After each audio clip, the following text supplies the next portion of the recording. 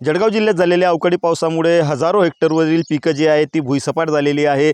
शेतकऱ्यांचा हातातोंडाशी आलेला घास निसर्गाने हिरावून घेतलेला आहे। आपण आता आहोत भोद बुद्रुक शिवारामध्ये। आपण बघू शकतात की या ठिकाणी ज्वारीचं जे पीक आहे ते पूर्णपणे आपण ज्याला म्हणतो की भुईसपाट झालेलं आहे, जमीनदोस्त झालेलं आहे। यामुळे शेतकऱ्यांचं जे आहे ते मोठं नुकसान झालेलं आहे। खरं म्हणजे आपण बघू शकतात की ही ज्वारी जी आहे ती आता काढणीवर आलेली होती आणि आता थोड्या दिवसात हे पीक विकून शेतकऱ्याच्या हातात दोन पैसे येणार होते, पण तोपर्यंत निसर्गाने घात केला आणि शेतकऱ्यांचं मोठं आर्थिक नुकसान केलेलं आहे। या नुकसानग्रस्त शेतकऱ्यांचं दुःख आपण जाणून घेऊया। दादा काय सांगाल, किती नुकसान झालं आहे आपलं? नुकसान म्हणायचं म्हटलं तर भरपूरच, म्हणजे आता जो काटणीवर आलेले पीक होते आमचे पूर्ण भुईसपाट तर तुम्ही पाहिलेच झालेले जे, पण आता हे जे सपाट करायला हे काढायला सुद्धा खर्च निघणार नाही आमचा। याला घरून पैसे टाकून हा माल आम्हाला बाहेर काढावा लागेल व शेत साफ करावं लागेल। दादा किती नुकसान झालं आहे आपलं? म्हणजे एकूण म्हणायला गेलं तर लाखाच्या वर नुकसान झालं आहे। 2 एकरवर ही ज्वारी होती, जवळपास म्हटलं तर 70 क्विंटल माल येणारा होता। खर्च किती झाला होता आपला? खर्च जवळपास या 60-70 हजारापर्यंत खर्च झालेला आहे आतापर्यंत, आणि आता परत याला काढायला खूप खर्च येणार आहे। दादा काय सांगाल की आपल्या परिसरामध्ये कोणत्या कोणत्या गावांमध्ये जे आहे अवकाळीमुळे, गारपिटीमुळे, वादळी वाऱ्यामुळे नुकसान झालेलं आहे? अंजनी परिसरामध्ये बहुतांश गावांमध्ये जवळजवळ 25 ते 26 गावांमध्ये इतकं भयानक नुकसान झालेलं आहे।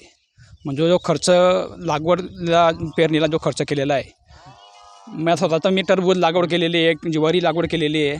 2 एकरला साधारण 80,000 रुपये खर्च केलेला आहे आणि ज्वारी पूर्ण जमीनदोस्त होऊन गेलेली आहे।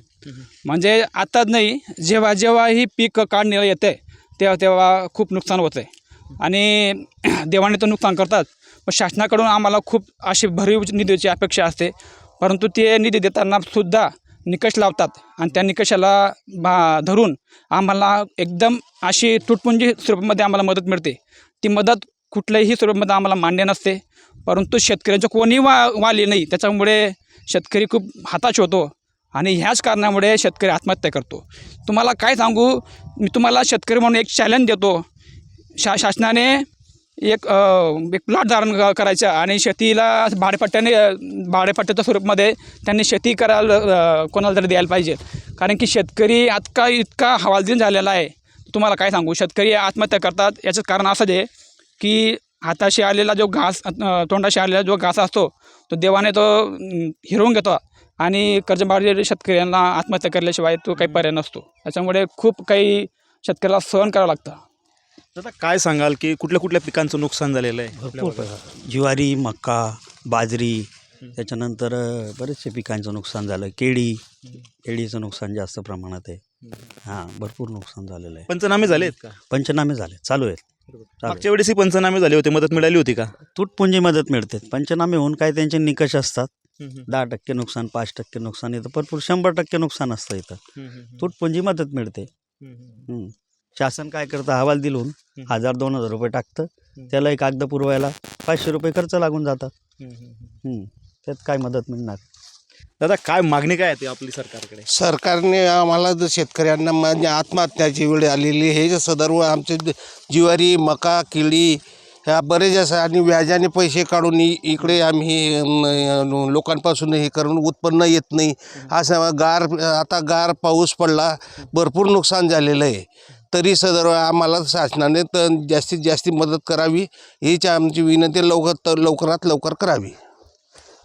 निश्चितच आपण बघू शकतात की शेतकरी हवालदिल झालेले आहेत। खरं म्हणजे ही ज्वारी आता काही दिवस काढणीवर आलेली होती, काही दिवसात त्याच्यापासून उत्पन्न मिळणार होतं, परंतु उत्पन्न तर सोडाच, आता ही शेत साफ करायला किंवा शेत व्यवस्थित करायला पुन्हा नव्याने खर्च करावा लागणार आहे शेतकऱ्यांना, आणि तो खर्च देखील करण्यासाठी शेतकऱ्यांकडे आता पैसे नाही आहेत। त्यामुळे सरकारने शेतकऱ्यांची चेष्टा थांबवावी आणि मदतीच्या नावावर जी तटपुंजी मदत दिली जाते ती न देता भरघोस मदत द्यावी, जेणेकरून शेतकरी उभा राहील आणि पुन्हा नव्याने आपलं पीक एकदा घेऊ शकेल। सरकारचे जे निकष आहेत ते निकष त्यांनी कुठेतरी तोडले पाहिजेत आणि सरसकट जी मदत आहे नुकसानग्रस्त शेतकऱ्यांना ती दिली पाहिजे, अशी देखील मागणी या शेतकऱ्यांनी या ठिकाणी केलेली आहे। विजय वाघमारे, न्यूज 18 मराठी, जळगाव।